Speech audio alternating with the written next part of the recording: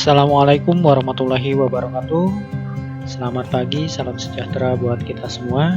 Pada kesempatan kali ini kita akan bahas tema 1, subtema 1, pembelajaran 1 di semester yang pertama ini.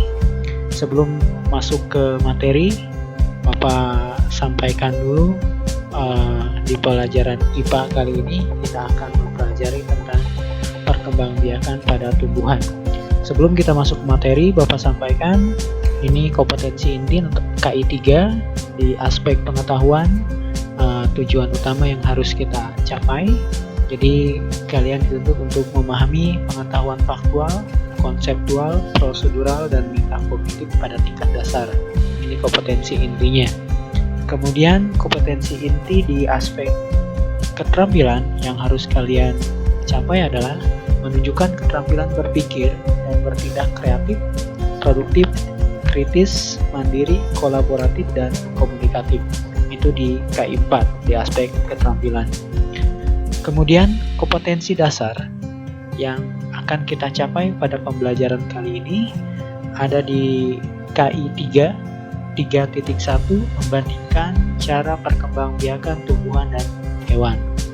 Kemudian di aspek keterampilannya yang harus kalian capai adalah menyajikan karya tentang perkembangbiakan pada tumbuhan.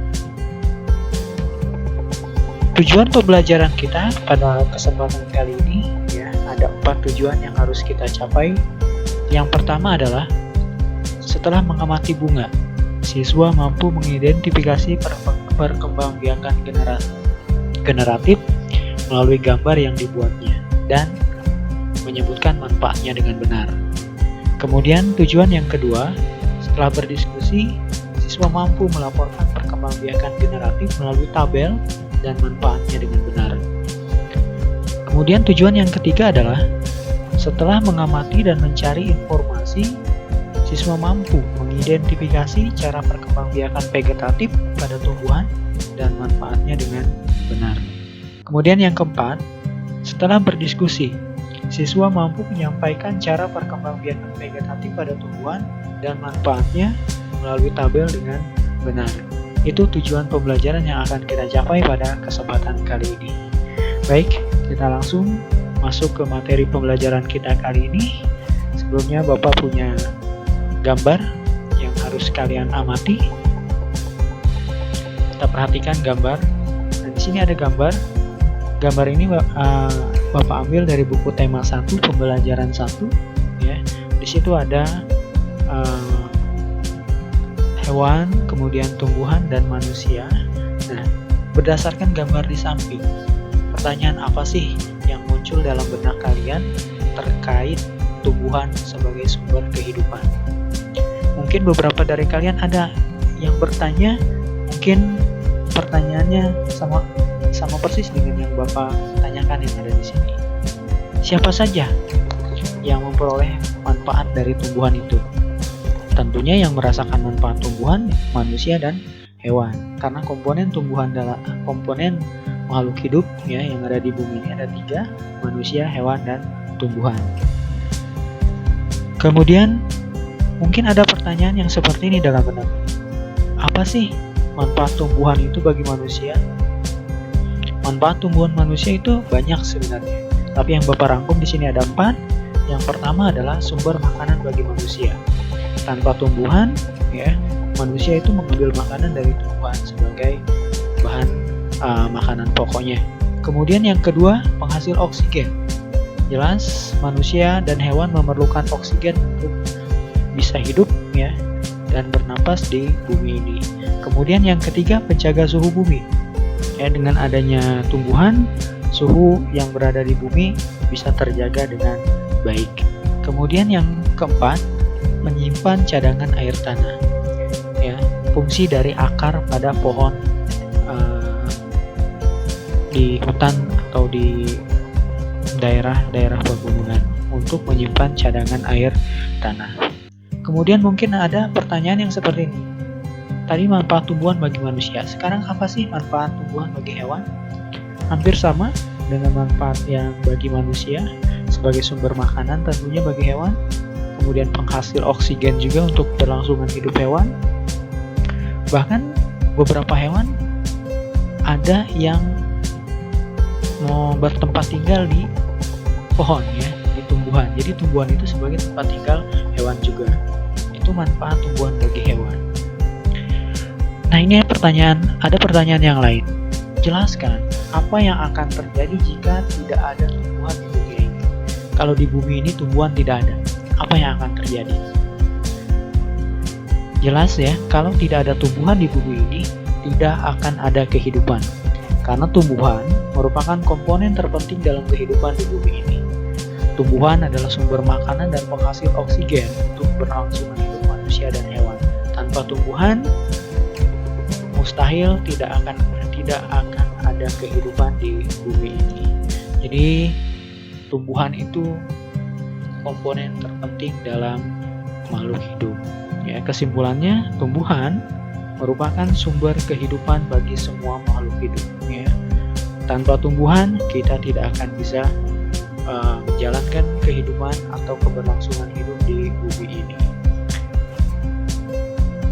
Nah, kemudian bagaimana jagung berkembang biak? Jagung berkembang biak melalui bunga. Tepung sari pada bunga jagung akan terbang terbawa angin.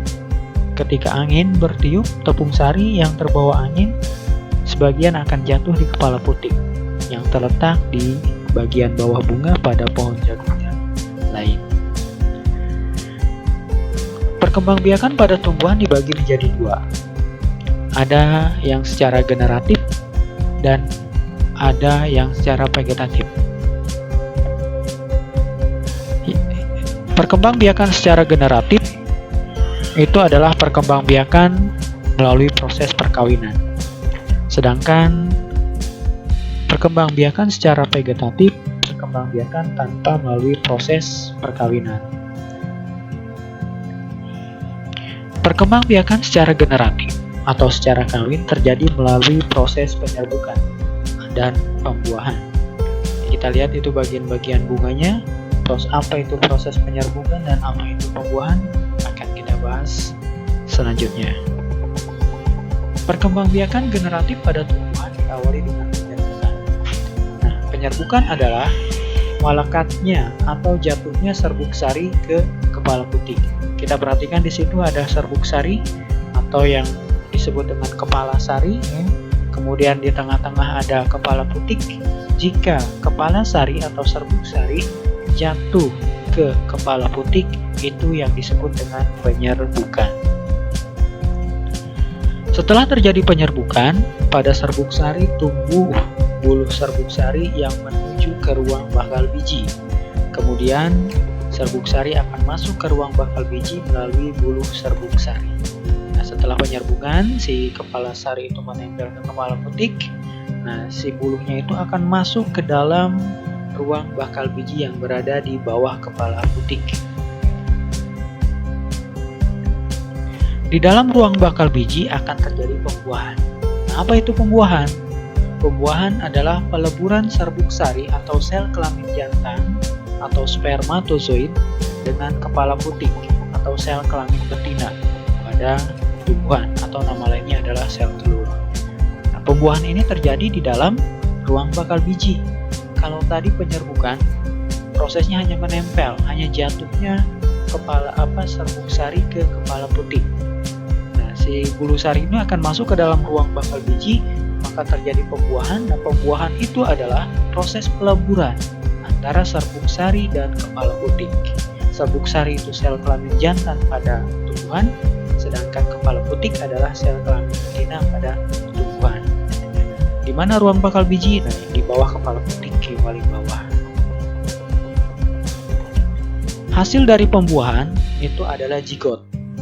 Jadi setelah prosesnya penyerbukan, kemudian terjadi pembuahan. Nah, pembuahan itu akan berubah menjadi zigot. Nah, zigot terus berkembang akan menjadi lembaga. Lembaga yang berkembang akan menjadi bakal biji.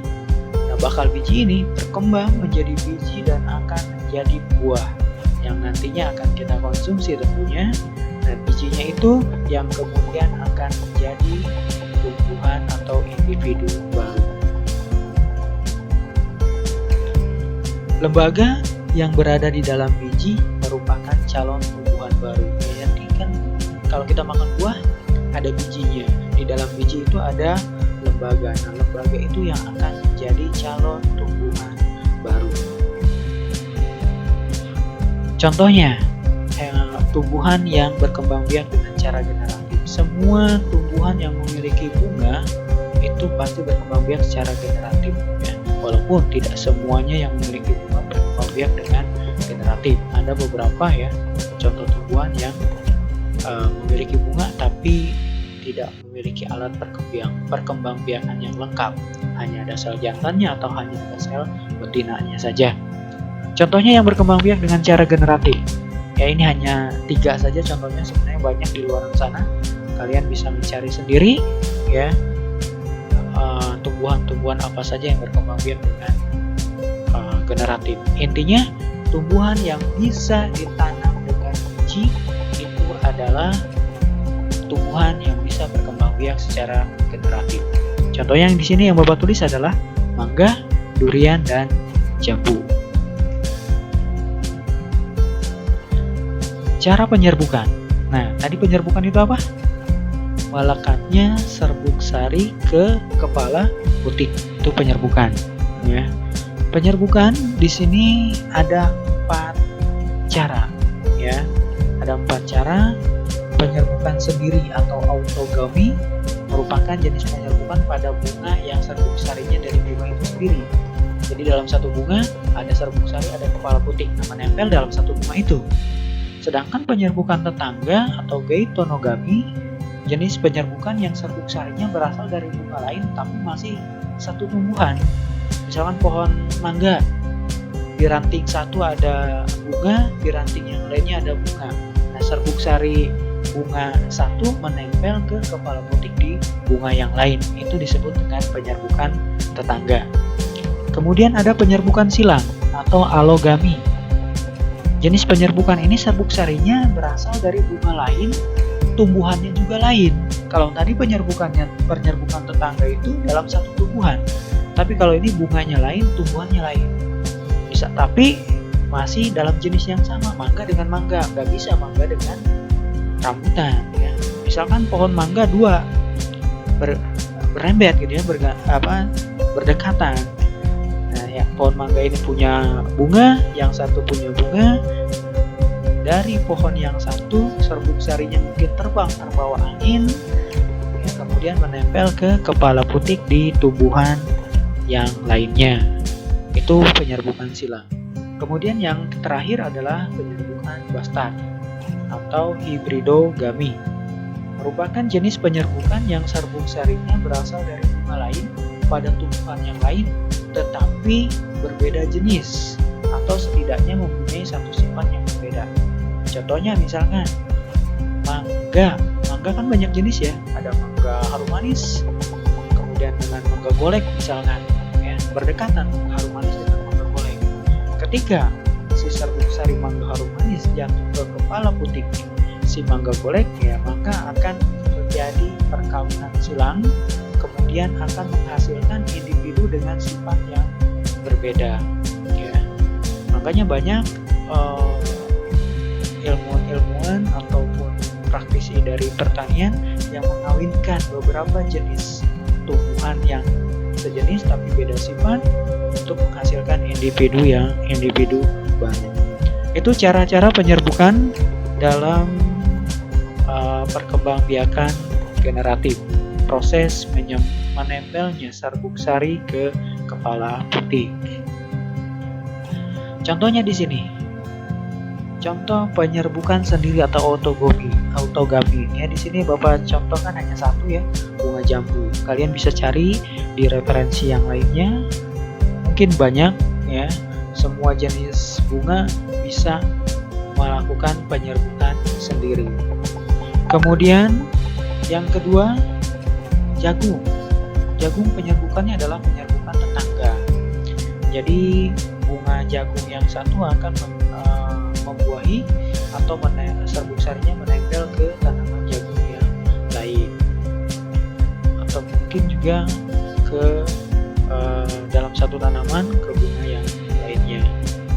Kemudian yang ketiga, penyerbukan silang, alogami. Ini beda tumbuhan, tapi bunganya tetap sama-sama bunga Kamboja. Kemudian contoh dari, ini penyerbukan bastar. Bunga mawar merah dibastar atau dikawinkan dengan bunga mawar putih. Nanti akan menghasilkan individu baru, tidak akan sama dengan induknya. Mungkin bunganya tidak akan merah atau tidak akan putih, akan mungkin gabungan antara merah dan putih, ya. Mungkin jadi pink atau mungkin jadi warna yang lainnya. Itu cara-cara penyerbukan. Kemudian sekarang adalah manfaat generatif. Nah, ini manfaat generatif. Perkembangbiakan generatif dan vegetatif punya kekurangan dan punya kelebihan.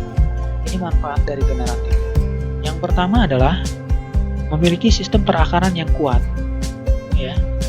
Pohon yang ditanam dengan biji akan memiliki akar yang kuat, karena kalau pohon yang ditanam dengan melalui generatif, ya, dengan proses dari biji, akarnya itu akan akar tunggang sehingga akan lebih kuat.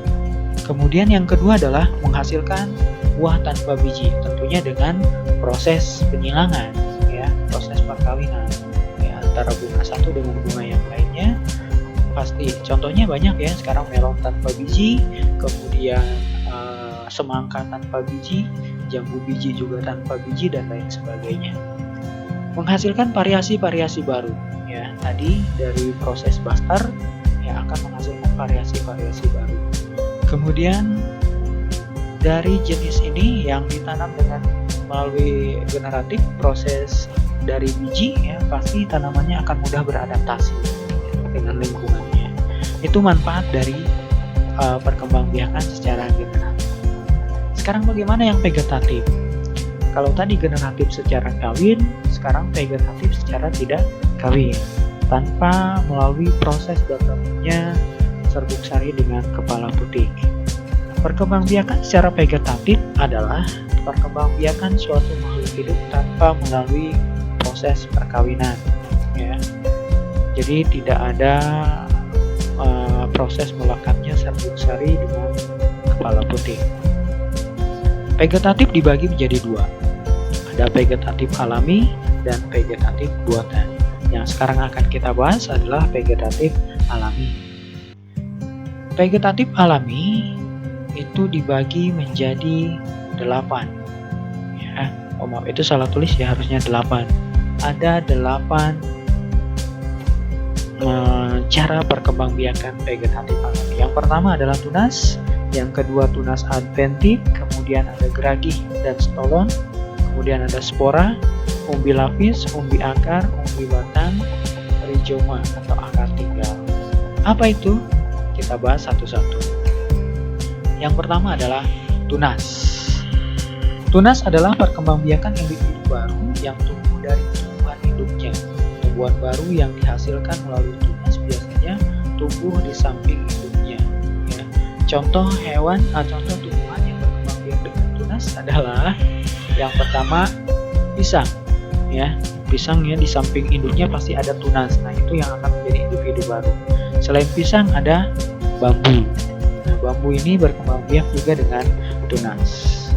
Oke, selanjutnya selain tunas, perkembangbiakan vegetatif alami yang lainnya adalah tunas adventif. Apa bedanya tunas dengan tunas adventif? Kalau tunas adventif ini cara perkembangbiakan pada tumbuhan untuk menghasilkan individu baru melalui sela-sela bagian tumbuhannya. Jadi tidak di bagian akar, di bagian selanya, ada yang di bagian daun, ada yang di bagian daun, ada yang di bagian akar. Contoh yang di bagian daun ada bunga wijaya kusuma dan juga cocor bebek. Ada yang adventif akar, ya, ada kersen, dan juga ada pohon cemara. Ya. Kemudian selain tunas adventif ada geragih atau stolon. Apa itu geragih atau yang biasa disebut dengan stolon? Merupakan batang yang tumbuh merambat ke atas tanah. Bagian inilah yang berperan dalam membentuk individu baru, ya, pada beberapa jenis tanaman. Contohnya apa? Stroberi, harvey, dan juga pegagan. Ini contoh-contoh tumbuhan yang berkembang biak dengan geragih. Kemudian selanjutnya spora. Spora merupakan alat perkembangbiakan yang terletak pada sebuah kotak penampung spora atau yang disebut dengan sporanium. Apa saja contoh tumbuhan yang berkembang biak dengan spora? Ya, yang pertama ada jamur dan juga tumbuhan paku-pakuan. Kemudian selanjutnya yang keempat, contoh tumbuhan yang berkembang biak dengan umbi lapis. Ya, umbi lapis atau bulbus merupakan bagian tumbuhan berupa batang yang berada di dalam tanah. Bentuk umbi lapis merupakan modifikasi dari daun. Ya, di sela-sela daun tersebut akan mata tunas yang biasa disebut dengan siung. Siung ini yang akan menjadi individu baru. Contohnya bawang, ya. Kemudian selain umbi lapis ada umbi batang, ya, atau tuber. Batang yang tumbuh di dalam tanah atau umbi batang menjadi mata tunas yang akan tumbuh individu baru. Contohnya apa? Umbi jalar dan juga kentang. Selain umbi batang, ada umbi akar.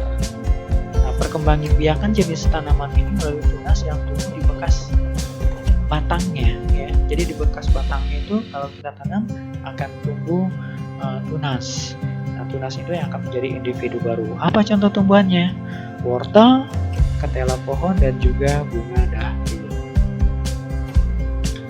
Kemudian ada rhizoma atau akar tinggal. Nah, bagian tumbuhan rhizoma merupakan modifikasi batang tumbuhan yang tumbuhnya menjalar di bawah permukaan tanah dan dapat menghasilkan tunas. Nah, dari tunas inilah akan terbentuk akar baru dari ruas-ruasnya. Contoh tumbuhan yang berkembang biak dengan rhizoma adalah jahe, kunyit, dan lengkuas. Nah, di buku tema ada tugas di situ. Bagaimana cara mengisi tugasnya? Nama tanaman kalian isi dengan nama tanaman. Contohnya wortel. Cara berkembang biaknya yang tadi yang 8 yang Bapak sebutkan. Nah, wortel berkembang biak dengan umbi akar, keterangannya berarti vegetatif, ya, atau vegetatif alami juga boleh.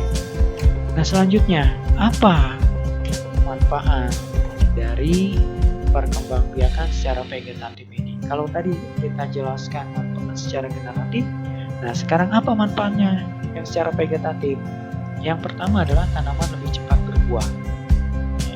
Tanaman lebih cepat berbuah, kemudian yang kedua menghasilkan buah tanpa biji dengan proses perkawinan juga tentunya. Kemudian yang ketiga menghasilkan panen yang lebih cepat karena berbuahnya lebih cepat dibandingkan dengan menanam dengan menggunakan biji. Kemudian yang keempat menghasilkan tanaman yang identik dengan induknya.